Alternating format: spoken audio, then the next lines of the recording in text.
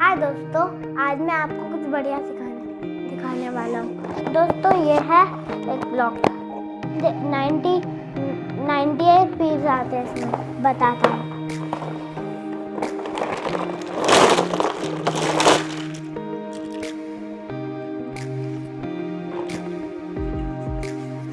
सारे आते हैं। तो दोस्तों देखिए, आप अभी हम आगे आपको कुछ दिखाता हूँ। ये मशीन है दोस्तों, देखो चालू करके दिखाता हूँ। आपने देखा तो अब आपको बना के दिखाता हूँ।